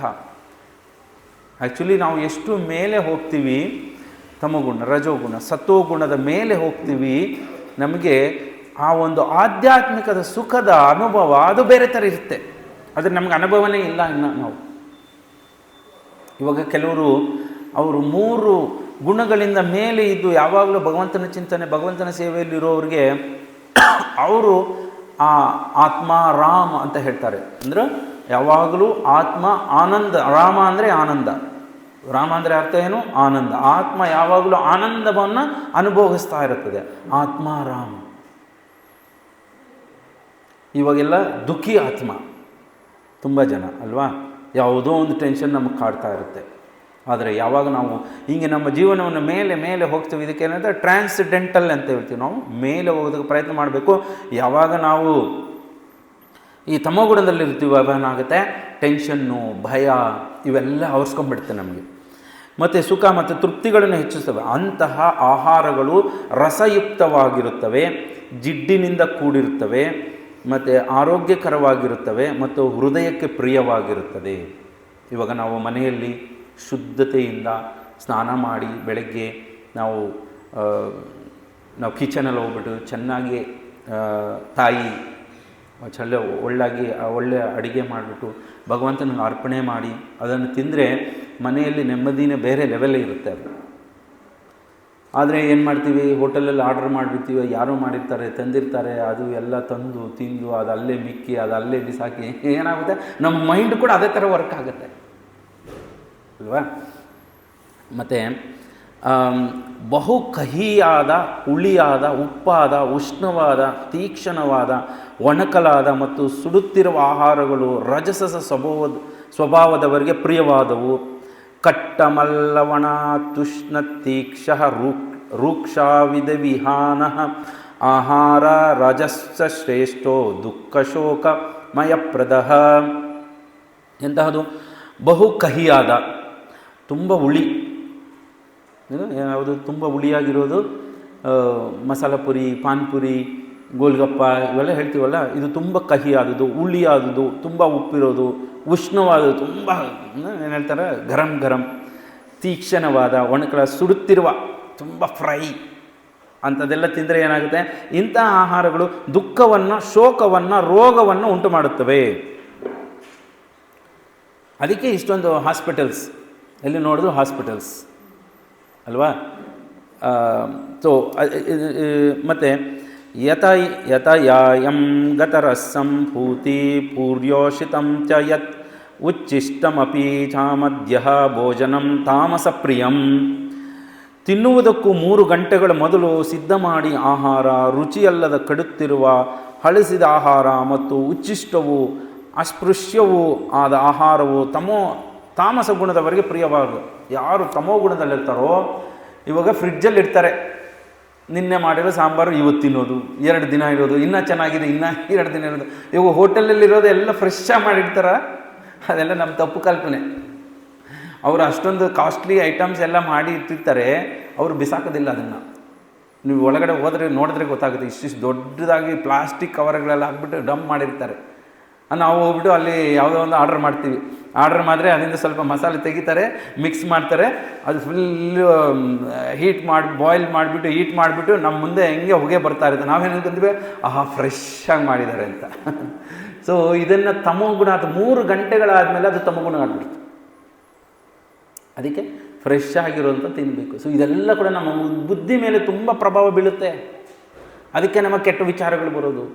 ಅದಕ್ಕೆ ನಮಗೇನು ನಾನು ಈ ಥರ ತಪ್ಪು ಮಾಡಬಾರ್ದು ಅಂದರೂ ಕೂಡ ನಮ್ಗೆ ಮಾಡಿಸುತ್ತೆ. ಯಾಕಂದರೆ ಆ ಗುಣದ ಪ್ರಭಾವ. ಒಂದೊಂದು ಸತಿ ನಾವು ಆ ತಪ್ಪು ಮಾಡಬೇಕು ಅಂತ ನಮ್ಗೆ ಅನಿಸೋದಿಲ್ಲ, ಆದರೆ ಯಾವುದೋ ಒಂದು ಪ್ರೆಷರ್ ನಮ್ಮನ್ನು ಮಾಡು ಅಂತ ಮಾಡಿಸುತ್ತೆ. ಯಾಕಂದರೆ ಆ ಗುಣದ ಪ್ರಭಾವ. ಸೊ ಅದಕ್ಕೆ ಆ ಗುಣದ ತಗ್ಗಟ್ಟಾದ ಪದಾರ್ಥಗಳನ್ನು ನಾವು ತಿನ್ನಬಾರ್ದು. ಸತೋಗುಣದ ಈ ಥರ ಇದ್ದರೆ ಇದು ಸತೋಗುಣ, ಈ ಥರ ಆಹಾರ ಇದು ಸತೋಗುಣದ ಆಹಾರ. ಭಗವಂತನ ಪ್ರಸಾದ ಇರ್ಬೋದು, ಇಲ್ಲ ಮನೆಯಲ್ಲಿ ನೀಟಾಗಿ ಮಾಡಿರೋಂಥ ಇರೋದು ಒಳ್ಳೆಯ ಮನಸ್ಸಿನಿಂದ ಅದು ತಿಂದರೆ ಏನಾಗುತ್ತೆ, ಮೈಂಡು ಸತೋಗುಣದಲ್ಲಿರುತ್ತೆ. ಇಲ್ಲ ನಾವು ಅಲ್ಲಿ ಇಲ್ಲಿ ಹೋಗಿ ಆ ರೋಡ್ ಸೈಡ್ ಇರೋದು ಅಲ್ಲಿ ಇಲ್ಲಿ ಹೋಟೆಲಲ್ಲಿ ತಿಂದು ಬಂದರೆ ಮೈಂಡ್ ಆಗುತ್ತೆ ಆಟೋಮೆಟಿಕ್ಕಾಗಿ ರಜೋಗುಣ ಹೋಗ್ಬಿಟ್ಟಿರುತ್ತೆ. ಮತ್ತು ತಮೋಗುಣದ್ದು 3 ದಿನದ್ದು 2 ದಿನದ್ದು ಫುಲ್ ಸ್ಟೋರ್ ಮಾಡಿರ್ತಾರೆ. ಇದು ಸ್ಪೆಷಲ್ಲಾಗಿ ಈ ನಾನ್ ವೆಜ್ ಐಟಮ್ಸ್ ಎಲ್ಲ ಅದು ಆವತ್ತು ಮುಗಿದೋದ್ರೆ ಆವತ್ತು ಬಿಸಾಕೋದಿಲ್ಲ ಅವರು. ಅದೆಲ್ಲ ಇಟ್ಟಿದ್ದೆ. ಅವಾಗ ಏನಾಗುತ್ತೆ, ತಮೋಗುಣದ ಆ ತಮೋಗುಣದ ಸಂಬಂಧಪಟ್ಟ ಕಾರ್ಯಗಳು ನಾವು ಮಾಡಲೇಬೇಕು. ಅವಾಗ ನಾನು ಬೇಡ ಅಂದರೂ ಅದು ಮಾಡಿಸುತ್ತೆ. ಯಾಕಂದರೆ ನಾವು ತಿಂದಿರೋದಂತಹದ್ದು. ಸೊ ಅವಾಗ ಏನಾಗುತ್ತೆ, ತಪ್ಪು ನಡೆದೋಗ್ಬಿಡುತ್ತೆ. ಅಯ್ಯೋ ತಪ್ಪಾಗಿತ್ತಲ್ಲಪ್ಪ, ನಾನು ಮಾಡಬಾರ್ದಾಗಿತ್ತಲ್ಲಪ್ಪ, ಆದರೂ ಯಾಕೆ ಮಾಡಿದೆ ಇದನ್ನು, ಟೆನ್ಷನ್, ಚಿಂತೆ, ಕೋಪ ಬಂದುಬಿಡುತ್ತೆ. ತಮೋಗುಣದಲ್ಲಿ ರಜೋಗುಣದಲ್ಲಿರೋರಿಗೆ ಕೋಪ ಜಾಸ್ತಿ. ಯಾಕಂದ್ರೆ ತಿಂದಿರೋ ಅಂಥ ಆಹಾರ. ಕೋಪ ಮಾಡಿದಾಗ ಯಾರನ್ನೋ ಏನೋ ಅಂದ್ಬಿಡ್ತೀವಿ, ಆಯಿತು ಅಂದ್ಬಿಟ್ಟ ಮೇಲೆ ಆವಾಗ ಅಯ್ಯೋ ಯಾಕೆ ಹಿಂಗೆ ಜಗಳ ಮಾಡಿಬಿಟ್ಟೆ, ಯಾಕೆ ಗಲಾಟೆ ಮಾಡಿಬಿಟ್ಟೆ, ಮಾಡಬಾರ್ದಾಗಿತ್ತಲ್ಲ ಅಂತ. ಅದು ನೀನು ಮಾಡಿಲ್ಲ, ಆ ಗುಣ ನಿನಗೆ ಮಾಡಿಸಿರೋದು. ಅದಕ್ಕೆ ನಮ್ಮ ಬುದ್ಧಿಯಲ್ಲಿ ಉಪಯೋಗಿಸ್ಬೇಕು. ಏನು ತಿಂತೀವೋ ನೋಡಬೇಕು, ಇದು ಏನು ತಿಂತಾಯಿದ್ದೀನಿ ನಾನು. ಇವಾಗ ಜನರು ಈ ಹೊಟ್ಟೆ ಏನಾಗ್ಬಿಟ್ಟಿದೆ ಅಂದರೆ ಕಸದ ಬುಟ್ಟೆ ಆಗ್ಬಿಟ್ಟಿದೆ. ಏನು ಸಿಕ್ಕಿದ್ರು ಏನು ಕಾಣಿಸಿದ್ರು ಕೂಡ ಅದನ್ನು ಹೋಗಿ ಅಲ್ಲಿ ಡಂಪ್ ಮಾಡಿಬಿಡ್ತಾರೆ ಅಲ್ವಾ. ಇವಾಗ ಕಸದ ಬುಟ್ಟಿ ಇರ್ತೀವಲ್ಲ, ಏನಿದೆ ಆ ಥರ ಮಾಡಿಬಿಟ್ಟಿದ್ದೀವಿ. ಸೊ ಅದು ಏನಾಗುತ್ತೆ, ಅದರ ಪ್ರಭಾವ ನಮ್ಮ ಬುದ್ಧಿ ಮೇಲೆ ಬರುತ್ತೆ, ಅದರ ಪ್ರಕಾರ ನಮ್ಮನ್ನು ನಡೆಸುತ್ತೆ. ಇವಾಗ ಸತೋಗುಣದಲ್ಲಿ ಅವ್ರ ಹತ್ರ ಮಾತಾಡಿ ಶಾಂತವಾಗಿರ್ತಾರೆ ಅಲ್ವಾ, ಒಳ್ಳೆ ವಿಚಾರಗಳನ್ನ ಮಾತಾಡ್ತಾರೆ. ಸ್ವಲ್ಪ ಯಾರಾದರೂ ಏನಾದರೂ ಅಂದರೂ ಕೂಡ ಅವರಿಗೆ ಸ್ವಲ್ಪ ಅದನ್ನು ಸಹಿಸ್ಕೊಂಡು ಹೋಗುವಂತಹ ಪೇಷನ್ಸ್ ಇರುತ್ತೆ. ಯಾಕಂದರೆ ಆ ಶಾಂತ ಬುದ್ಧಿ. ಮಜ್ಜಿಗೆ, ಅನ್ನ, ಒಳ್ಳೆ ತರಕಾರಿ ಆಗಿರುವಂಥ ಸಾಂಬಾರು, ಫ್ರೆಶ್ ಆಗಿ ಮಾಡಿರುವಂಥ ತಿಂದರೆ ಮನಸ್ಸು ಕೂಡ ಶಾಂತವಾಗಿರುತ್ತೆ ಅಲ್ವಾ. ಅದೇ ರಜಗುಣದಲ್ಲಿ ಮಾತಾಡಿ ಅವ್ರ ಬಗ್ಗೆ ಮಾತಾಡ್ತಾ ಇದ್ದರೆ ಚೆನ್ನಾಗಿರ್ತಾರೆ. ಸ್ವಲ್ಪ ಏನಾದರೂ ಅವ್ರು ಎಗೇನೆಸ್ಟ್ ಮಾತಾಡಿಬಿಟ್ರೆ ಅವೆಲ್ಲ ರಿವರ್ಸ್ ಆಗಿಬಿಡ್ತಾರೆ ಅಲ್ವಾ. ಯಾವ ಸಮಯದಲ್ಲಿ ಹೆಂಗೆ ರಿವರ್ಸ್ ಆಗ್ಬಿಡ್ತಾರೆ, ತಮೋಗುಣದಲ್ಲಿರೋಂಥ ಇನ್ನೂ ಡೇಂಜರ್. ಸೊ ಅದಕ್ಕೆ ಇದು 2 ಚಾಪ್ಟ್ರಲ್ಲಿ ತಮೋಗುಣ, ರಜೋಗುಣ, ಸತೋಗುಣದ ಬಗ್ಗೆ ತುಂಬ ಹೇಳಿದ್ದಾರೆ. ಸತೋಗುಣದಲ್ಲಿ ಕೂಡ ಸ್ವಲ್ಪಷ್ಟು ಕಲ್ಮಶ ಇದೆ, ಅಹಂಕಾರ ಕೂಡ ಇದೆ. ಅದರಲ್ಲಿ ಅಹಂಕಾರ ಕೂಡ 3 ಥರ ಅಹಂಕಾರಗಳು ಕೂಡ ಹೇಳ್ತಾರೆ. ತಮೋಗುಣದಲ್ಲಿ ಅಹಂಕಾರ ತುಂಬ ಜಾಸ್ತಿ ಇರುತ್ತೆ, ರಜೋಗುಣದಲ್ಲಿ ರಾವಣಾಸುರ, ನನಗಿಂತ ಬೇರೆ ಯಾರೂ ಇಲ್ಲ ಅಂತ. ಮತ್ತು ಸತೋಗುಣದಲ್ಲಿ ಭಕ್ತರು, ಸತೋಗುಣದಲ್ಲಿ ಎಲ್ಲರೂ ಭಕ್ತರು, ವಿಭೀಷಣ. ಸೊ ಈ ಥರ. ಸೊ ಅವಾಗೇನಾಗುತ್ತೆ, ಸತೋಗುಣದಲ್ಲಿ ಕೂಡ ಸ್ವಲ್ಪ ಇರುತ್ತೆ ಎಲ್ಲ ಕಲ್ಮಶ. ಅದಕ್ಕೋಸ್ಕರ ಏನು ಹೇಳ್ತಾರೆ, ಗುಣಾತೀತ ಅಂದರೆ ಎಲ್ಲ ಗುಣದ ಮೇಲೆ. ಅಂದರೆ ಅಷ್ಟು ಬೇಗ ಆಗೋದಿಲ್ಲ ಇದು. ನಾವು ಈ ಒಂದು ಸಾಧನೆ ಭಗವಂತನ ಹೆಸರು ಹರೇ ಕೃಷ್ಣ ಮಹಾಮಂತ್ರ ಜಪ ಮಾಡ್ತಾ ಇದ್ದಾಗ, ಮತ್ತು ಭಕ್ತರ ಜೊತೆ ಇದ್ದಾಗ, ಸೊ ಈ ಥರ ಸಂಘ ಮಾಡಿದಾಗ, ಮತ್ತು ಕೃಷ್ಣ ಪ್ರಸಾದ ತಿಂದಾಗ, ಸೊ ಈ ಥರ ಏನಾಗುತ್ತೆ, ನಮಗೆ ಈ ಗುಣಗಳಿಂದ ನಾವು ಮೇಲೆ ಹೋಗೋದಕ್ಕೆ ಸಾಧ್ಯ ಆಗುತ್ತೆ. ನಮ್ಮ ಶ್ರದ್ಧೆ ಕೂಡ ಮೇಲೆ ಹೋಗ್ತಾ ಇರುತ್ತೆ. ಆವಾಗ ಸತೋಗುಣದಲ್ಲಿರೋ ಶ್ರದ್ಧೆ ಏನಾಗುತ್ತೆ, ಈ ಕೃಷ್ಣನ ಸಂಘ ಮಾಡಬೇಕು, ಕೃಷ್ಣ ಭಕ್ತರ ಸಂಘ ಮಾಡಬೇಕು, ಸತೋಗುಣದ್ದು. ಆವಾಗ ಅದನ್ನೇ ಹಂಗೇ ಮಾಡ್ತಾಯಿದ್ರೆ ಏನಾಗುತ್ತೆ, ಆ ಸತೋಗುಣದಲ್ಲೂ ಕೂಡ ಮೇಲೆ ಹೋಗುತ್ತೆ, ಅದು ಶುದ್ಧ ಸತ್ವ. ಅಲ್ಲಿ ಯಾವುದೇ ಈ ಭೌತಿಕ ಕಲ್ಮಶ ಅನ್ನೋದರಿಂದ ಮುಕ್ತರಾಗ್ಬಿಡ್ತೇವೆ. ಸೊ ಅದೇ ಎಲ್ಲ ಭಕ್ತರ ಒಂದು ಪ್ರಯತ್ನ ಅಲ್ವಾ. ಸೊ ಇನ್ನು ನೀವು ಓದ್ಬೋದು ಎಲ್ಲ ಶ್ಲೋಕಗಳು. ಕೊನೆ ಶ್ಲೋಕದಲ್ಲಿ ಎಲ್ಲ ಇದನ್ನು ಸಮ್ಮರೈಸ್ ಮಾಡಿದ್ದಾರೆ. ಅದರಲ್ಲಿ ಸ್ವಲ್ಪ ಚರ್ಚೆ ಮಾಡೋಣ ಕೆಲವು ವಿಷಯಗಳು.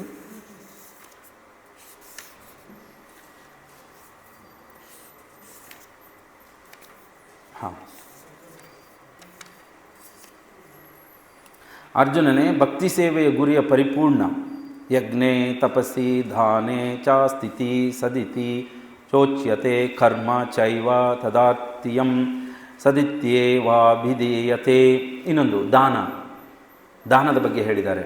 ಯಾವ ಥರ ದಾನ ಮಾಡಬೇಕು, ಅದು ತಮೋಗುಣದ ದಾನ, ರಜೋಗುಣದ ದಾನ, ಸತೋಗುಣದಲ್ಲಿ ದಾನ, ಮತ್ತು ಅದರ ಮೇಲೆ. ಸೊ ನಾವು ದಾನ ಒಂದು ಸತಿ ಯಾರಿಗೆ ದಾನ ಮಾಡಬೇಕು ಅನ್ನೋದು ಕೂಡ ಇಲ್ಲಿ ಚರ್ಚೆ ಮಾಡಿದರೆ. ಇನ್ನು ಹಿಂದಿನ ಶ್ಲೋಕಗಳಲ್ಲಿ ನೀವು ನೋಡ್ಬೋದು ಎಂಥವರಿಗೆ ನಾವು ಧ್ಯಾನ ಮಾಡಬೇಕು. ಇದು ಲಾಸ್ಟ್ ಶ್ಲೋಕ ನಾನು ಓದಿದ್ದು ಇವಾಗ. ಭಕ್ತಿ ಸೇವೆಯ ಗುರಿಯ ಪರಿಪೂರ್ಣ ಸತ್ಯ, ಅದನ್ನು ಸತ್ ಎನ್ನುವ ಪದವು ಸೂಚಿಸುತ್ತದೆ. ಇಂತಹ ಯಜ್ಞಗಳನ್ನು ಮಾಡುವಾತನನ್ನು ಮತ್ತು ಪರಮಪುರುಷನ ಸುಪ್ರೀತಿಗಾಗಿ ದಿವ್ಯ ಸ್ವಭಾವಕ್ಕಾಗಿ ನಿಷ್ಠವಾಗಿ ನಡೆಸುವ ಎಲ್ಲ ಯಜ್ಞ ತಪಸ್ ಮತ್ತು ದಾನಗಳನ್ನು ಸತ್ ಎಂದು ಕರೆಯುತ್ತಾರೆ. ಇದರಲ್ಲಿ ಮುಖ್ಯವಾಗಿ ಸತ್ ಅಸತ್. ಸತ್ ಅಂದರೆ ನಿಜ ಏನು ಅಂತಂದರೆ, ಮನುಷ್ಯನ ನಮ್ಮ ಸ್ಥಿತಿ ಏನಂತಂದರೆ, ನಾವು ಭಗವಂತನ ಸಂತೋಷಕ್ಕೋಸ್ಕರ ಸೇವೆ ಮಾಡೋದೇ ನಮ್ಮ ಗುರಿ. ಕೃಷ್ಣನ ಒಂದು ಪ್ರೀತಿಗೋಸ್ಕರ, ಕೃಷ್ಣನ ಒಂದು ಸಂತೃಪ್ತಿಗೋಸ್ಕರ ಸೇವೆ ಮಾಡುವಂತಹದೇ ನಮ್ಮ ಗುರಿ. ಅದನ್ನು ಸತ್ ಅಂತ ಹೇಳ್ತಾರೆ. ಅಸತ್ ಅಂತಂದರೆ ಇವಾಗ ಭೌತಿಕವಾಗಿ ನಾವು ಏನೇನು ಕೆಲಸಗಳು ಮಾಡ್ತಾಯಿವಿ ಇದೆಲ್ಲ ಕೂಡ ಸತ್ಯ ಅಂತ ನಮ್ಗೆ ಕಾಣಿಸುತ್ತೆ. ಯಾವತ್ತೋ ಒಂದಿನ ಇದು ಮುಗಿದೋಗುತ್ತೆ ಅಲ್ವಾ. ನಾವೀಗ ಒಬ್ರಿಗೊಬ್ಬರು ಸೇವೆ ಮಾಡ್ತಾಯಿದ್ದೀವಿ, ತಂದೆ ತಾಯಿಗೆ ಮಾಡ್ತಾರೆ, ಮಕ್ಕಳು ತಂದೆಗೆ ಮಾಡ್ತಾರೆ. ಇದೆಲ್ಲ ಮಾಡಬಾರ್ದು ಅಂತಲ್ಲ, ಇದರ ಬಗ್ಗೆ ನಮಗೆ ಜ್ಞಾನ ಇರಬೇಕು. ಇದು ಯಾವತ್ತೋ ಒಂದಿನ ಮುಗಿದು ಹೋಗುವಂಥದ್ದು. ಇದು ಅಸತ್. ಸತ್ ಏನಂತಂದರೆ, ನಿಜವಾದದೇನಂತಂದರೆ ಭಗವಂತನ ಜೊತೆ ನಮ್ಮ ಒಂದು ಸಂಬಂಧ ಬೆಳೆಸ್ಕೊಂಡು ಭಗವಂತನ ಸೇವೆ ಮಾಡುವಂತಹದೇ ಸತ್. ಸೊ ಅದಕ್ಕೆ ನಾವು ಪ್ರಯತ್ನ ಮಾಡಬೇಕು ಅಂತ. ಮತ್ತು ನಾವು ಏನೇ ಯಜ್ಞ ಮಾಡ್ತೀವಿ, ಏನೇ ತಪಸ್ಸು ಮಾಡ್ತೀವಿ, ತಪಸ್ಸು ಅಂತಂದರೆ ಇವಾಗ 4 ನಿಯಮಗಳನ್ನು ಫಾಲೋ ಮಾಡೋದೇ ತಪಸ್ಸು. ಇದೆಲ್ಲವನ್ನು ಯಜ್ಞ, ತಪಸ್ಸ, ದಾನ ಏನೇ ನಾವು ಮಾಡ್ತೀವಿ, ಕರ್ಮ ಏನೇ ಮಾಡ್ತೀವಿ, ಇದೆಲ್ಲವೂ ಕೂಡ ಕೃಷ್ಣನ ಸಂತೃಪ್ತಿಗೋಸ್ಕರ ಆದರೆ ಮಾತ್ರ ಅದು ಪರಿಪೂರ್ಣ ಆಗುತ್ತೆ. ಅದು ಯಜ್ಞ ಆಗಲಿ, ತಪಸ್ಸೆ ಆಗಲಿ, ದಾನ ಆಗಲಿ, ಯಾವುದೇ ಆಗಲಿ, ಕರ್ಮ ಆಗಲಿ, ಅದು ಯಾವಾಗ ಪರಿಪೂರ್ಣತೆ ಹೊಂದುತ್ತೆ, ಯಾವಾಗ ಕೃಷ್ಣನ ಸಂತೃಪ್ತಿಗೋಸ್ಕರ ನಾವು ಮಾಡ್ತೀವೋ ಅದೆಲ್ಲ ಕೂಡ ಸಾರ್ಥಕ ಆಗುತ್ತೆ. ಅದೇ ಸತ್. ಅದು ಕೃಷ್ಣನ ಸಂತೃಪ್ತಿಗೆ ಬಿಟ್ಬಿಟ್ಟು ನಮ್ಮ ಸಂತೃಪ್ತಿಗೋಸ್ಕರ ಮಾಡಿಕೊಂಡ್ರೆ, ನಮ್ಮ ಸೆಲ್ಫಿಶ್ನೆಸ್ ಅಂತ ನಾವೇನು ಹೇಳ್ತೀವಿ, ನಮ್ಮ ದೇಹ ಸುಖಕ್ಕೋಸ್ಕರನೇ ಮಾಡ್ತಾ ಇದ್ದಾಗ ಏನಾಗುತ್ತೆ, ಅಸತ್ ಆಗುತ್ತೆ. ಇದು ಯಾವತ್ತೋ ಒಂದಿನ ಇದು ಮುಗಿದು ಹೋಗುತ್ತೆ. ಅದರಿಂದ ದುಃಖ, ಟೆನ್ಷನ್ನು, ಭಯ ಇವೆಲ್ಲ ಇರುತ್ತೆ. ಯಾವಾಗ ನಾವು ಕೃಷ್ಣನ ಸಂತೃಪ್ತಿಗೋಸ್ಕರ ಮಾಡ್ತಾ ಇರ್ತೀವೋ, ನಾವು ಮಾಡೋ ಪ್ರತಿಯೊಂದು ಕೆಲಸ, ತಪಸ್ಸಾಗಿರ್ಬೋದು, ಯಜ್ಞ ಆಗಿರ್ಬೋದು, ಕರ್ಮ ಆಗಿರ್ಬೋದು, ದಾನ ಆಗಿರ್ಬೋದು, ಇವೆಲ್ಲವೂ ಕೂಡ ಪರಿಪೂರ್ಣತೆ ಹೊಂದುತ್ತೆ. ಮತ್ತು ಅದರಿಂದ ನಮ್ಮ ಜೀವನವು ಸಾರ್ಥಕ ಆಗುತ್ತೆ. ಹರೇ ಕೃಷ್ಣ. ಶ್ರೀಲ ಪ್ರಭುಪಾದ ಕಿ ಜಯ, ಗಂತ್ರ ಶ್ರೀಮದ್ ಭಗವದ್ಗೀತಾ ಕಿ ಜಯ. ಇನ್ನು ಒಂದು 10 ನಿಮಿಷ ಅಂದರೆ 7 ಮಿನಿಟ್ಸ್ ಇದೆ. ಏನು ಒಂದು ರೌಂಡ್ ಚಾಂಟಿಂಗ್ ಮಾಡಬೇಕಲ್ಲ ಬಾಬು. ಒಂದು ರೌಂಡ್ ಚಾಂಟಿಂಗ್ ಮಾಡೋಣ. ಇಲ್ಲಾಂದರೆ ಯಾರಿಗಾದ್ರೂ ಏನೋ ಪ್ರಶ್ನೆ ಇದ್ರೂ ಕೇಳ್ಬೋದು, ಇಲ್ಲ ನೀವೇನಾದರೂ ಹೇಳೋದಿದ್ರೂ ಹೇಳ್ಬೋದು.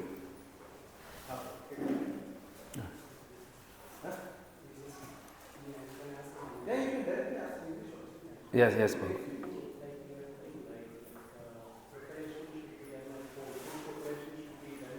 Little louder, Prabhu, please. Yes.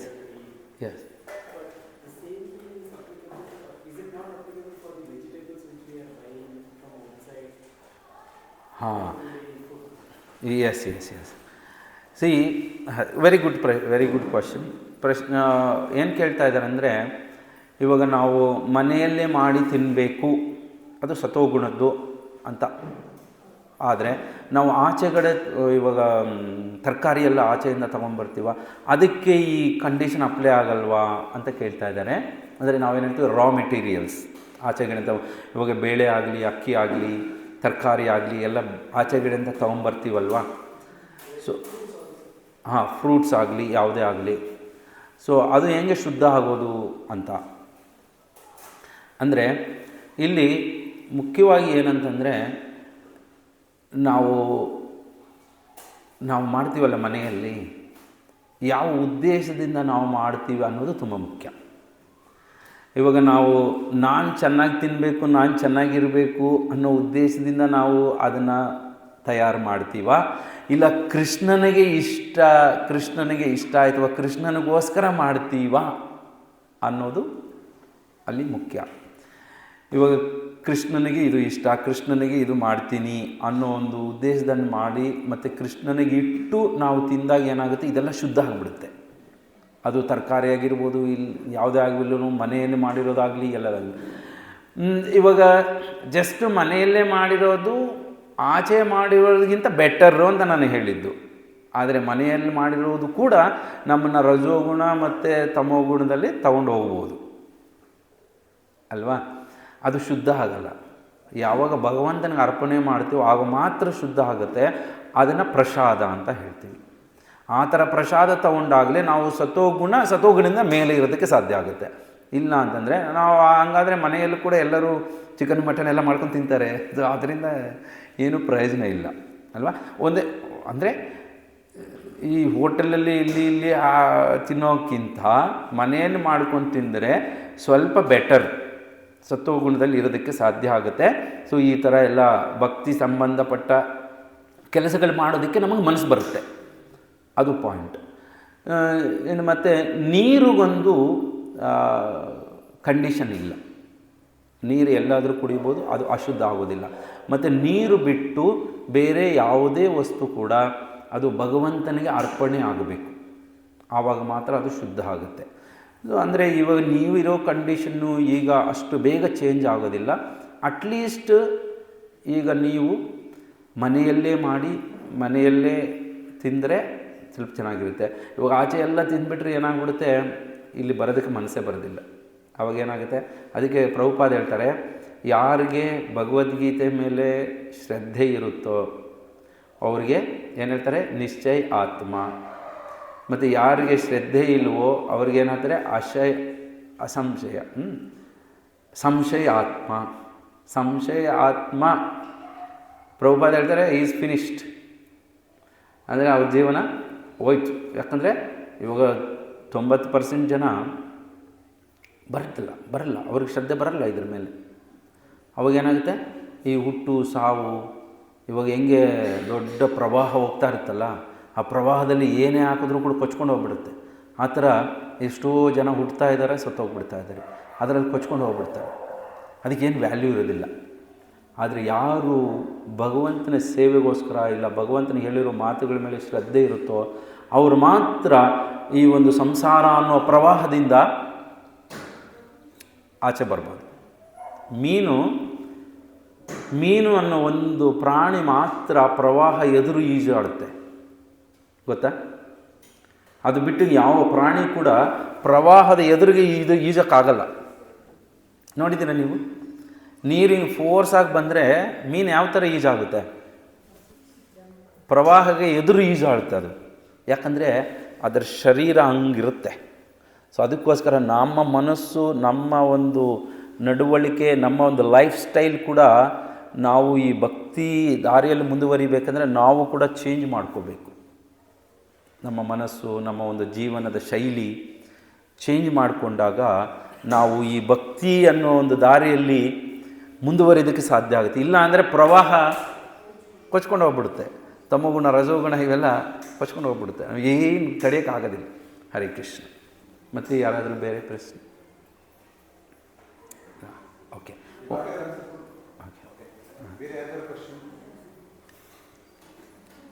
ಒಂದು ರೌಂಡ್ ಚಾಂಟಿಂಗ್. ಖಂಡಿತ. ಓಕೆ. ಟೈಮ್ ಇದೆಯಾ? ಓಕೆ.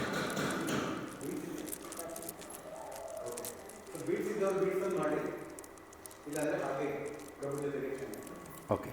ಜಯ ಶ್ರೀ ಕೃಷ್ಣ ಹೇಳಿ. ಜಯ ಶ್ರೀ ಕೃಷ್ಣ.